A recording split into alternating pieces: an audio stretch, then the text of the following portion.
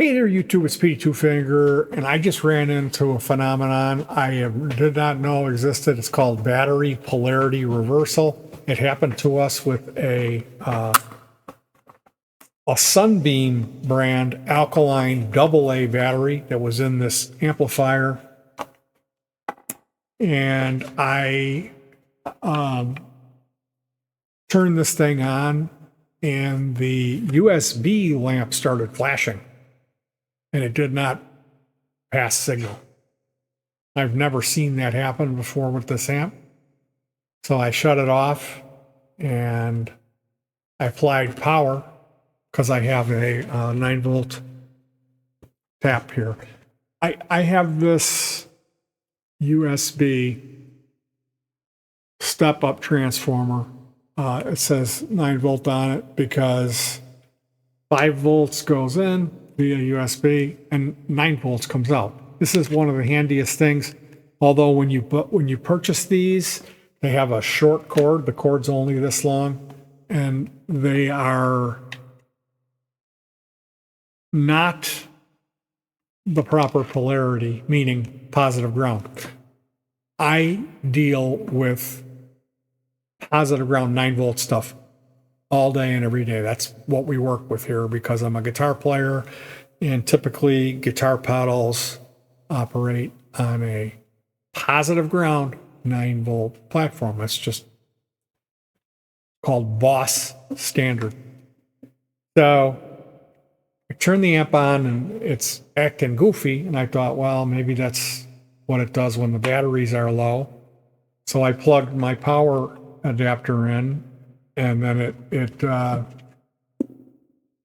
you turn it on, the USB light blinks, and then it goes into action, and it's working. So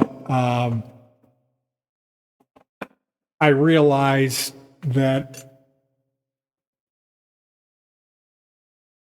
I didn't load it up with a fresh set of alkaline batteries.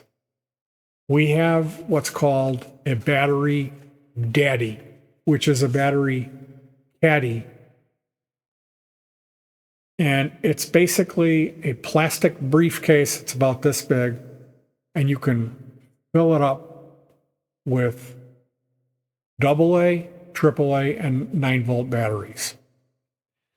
And then there's some smaller spots if you want to keep your CR 2032. 2025, 2032, whatever your button cell batteries. And it has a little spot with a tester. So the battery daddy is a wonderful thing. Would you mind bringing that here so I can show the folks? A big round of applause for Gampty for helping out.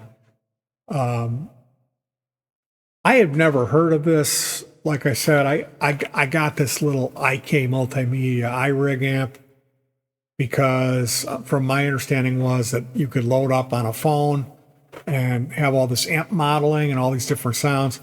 That's all been canceled by IK Multimedia, and I was not aware of that when I purchased this. It's not that I got burned to say like, yeah, it sucks that I don't have that feature, but it's still, I've come to really love this amp because it has a speaker output on the back. So anytime I need to test anything, I can just plug right in there and I'm good to go. Bob's your uncle. So here is our battery daddy. As you can see, we have to fill it up on the one side. The other side, we've done a pretty good job, although we just don't have a real lot of AA. So there's this tester. Here's the AAAs. Here's some C and D cells. And then the 9 volts are up here. And then there's a spot in here to put the button cells go underneath in there. So this is a really neat thing. I saw this when we were at the Goodwill, and I said, I think we should get that. It's better than, we always have a cardboard box on top of the fridge, and the front always rips out, and I'll retape it. So this is a really great gift idea. um, for anybody, any household, or especially if you're electronics enthusiasts and you like to have things organized or have everything in its place. This is a wonderful idea. So when this thing came in, I was stoked, and I went, and at that point I realized we've got all these carbon or not alkaline AAAs. We don't have any. I went through everything and I found 6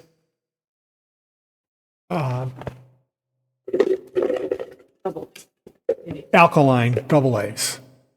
I found 6 of them. They were mismatched. Now, I've always heard never mismatch your batteries. And I went through and I tested them, and all of them were like 1.54, 1.55, so I didn't think anything of it. And I went ahead and installed them in the amp, and I've been using this amp for 2 months. Up until today, when I powered this up, you'll see that there's a little yellow flash over here. That's the USB light. That was strobing. It was flashing, and there was no audio. So I thought, I bet the battery's dead. Grabbed my 9-volt tap. And like I said, since I got this, we keep getting sidetracked, but this is wonderful. These are great. You should just, like if you're a guitar guy, order a half a dozen of these, and then if you have a USB, like I have a couple little bays. One has 10 slots, one has 4.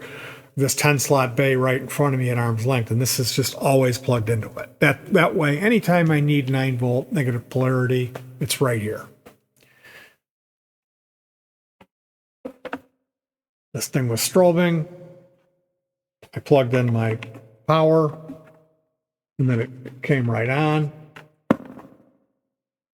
So I went in the back, popped this open, and started removing the alkaline AA cells one by one, and I'm testing them, and I'm getting like 1.35 on all of them, which is good.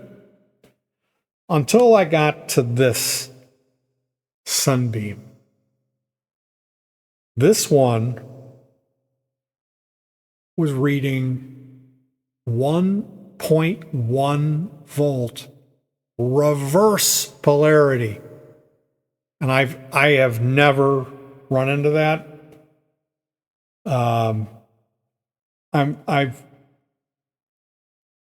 I've got it hooked up now, and it's showing minus point a third of a volt. It's 0.295, and you can see I've got this is the red lead, and this is the button end, and here's the flat end, and I've got the minus lead. I'm not, I've got this nickname, and there's a little theme, Mr. Reverse Polarity. It's the hilarity. It's this theme song, because sometimes I'll hook up stuff backwards, and then there'll be the magic smoke. So that's a real funny thing here that we joke about. But no, I've got this hooked up right, and it's a third of a volt. It's down now. So when they tell you don't mix and match the batteries, that's why. And no one ever explained that to me, but now I've experienced this phenomenon myself.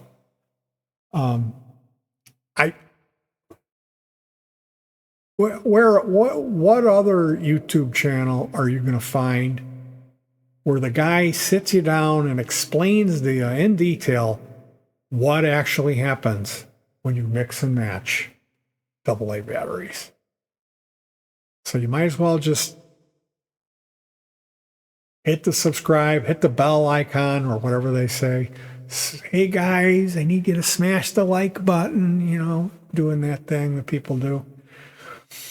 Anyway, I am really proud of myself. This is a major accomplishment that I've managed to reverse the polarity of a double A cell. I just feel like what is there that's left to do? I've climbed every mountain at this point, and you sharp-eyed viewers will note that, yeah, I've got these. These are the super heavy duty. They're not alkaline, which something like this, I believe you should have the alkalines in it.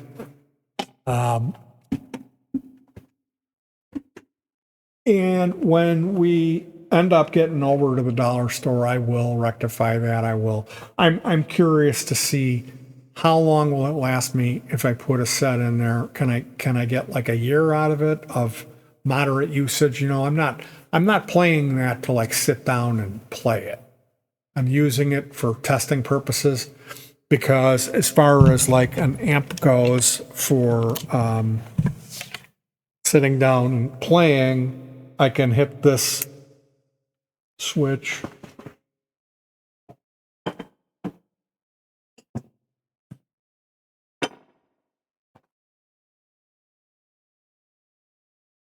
I can hit this switch and, oh, my interface is not on. Sometimes I have that off, but like I said,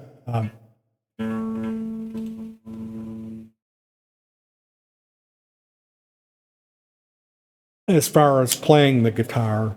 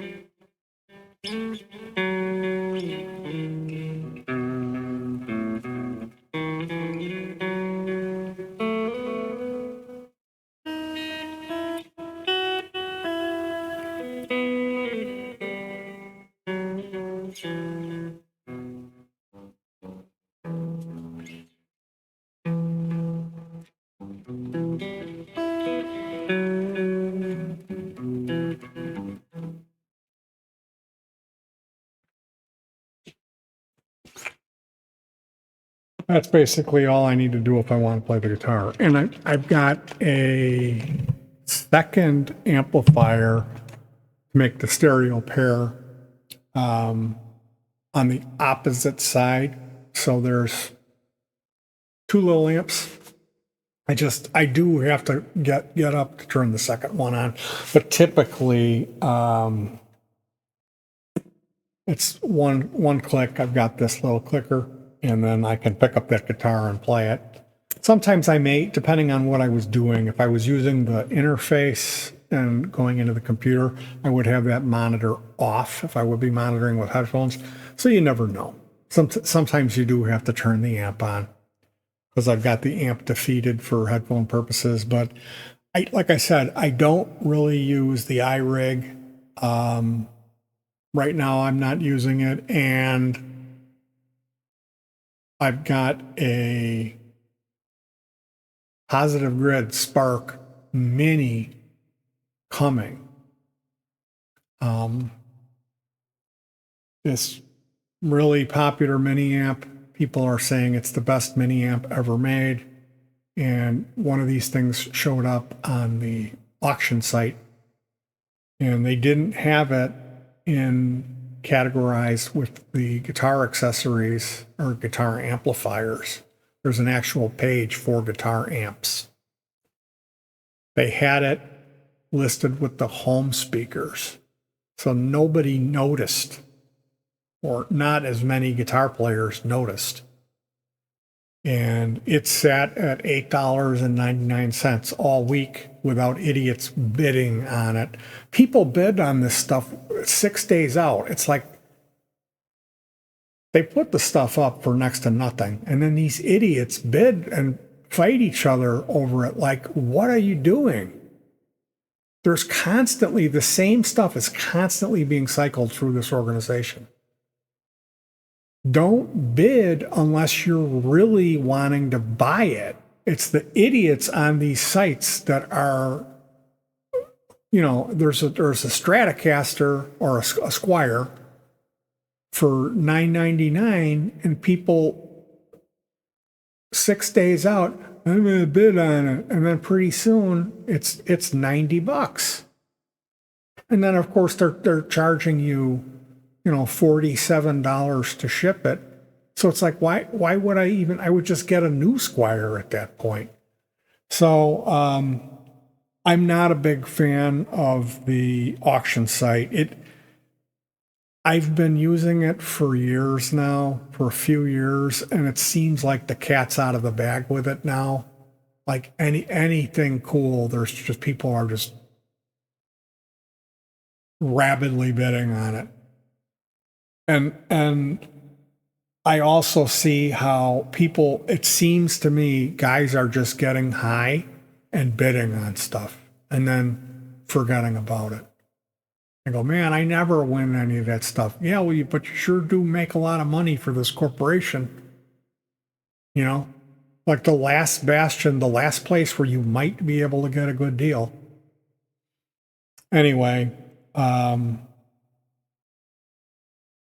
a guy popped in there and was trying to outbid me. He was bidding at literally at the last like 3 seconds. And I outbid him. So it ended up where I spent $40, including the shipping and the tax, which I had planned on. It was like, this thing is $8.99, and next thing you know, because of these assholes, I'm having to pay closer to $50 to get something that I could have got, a lot cheaper. That being said, it is a $229 item. And from what I've heard, it's the best sounding practice amp that's ever been made. So I'm excited about that. I got one of those coming. Couldn't believe that reverse polarity, you guys. We'll see you soon. We should have some nice weather coming down the pike. So look for music as we hopefully be able to pull off a remote coming up pretty soon here. Hug your pets and peace.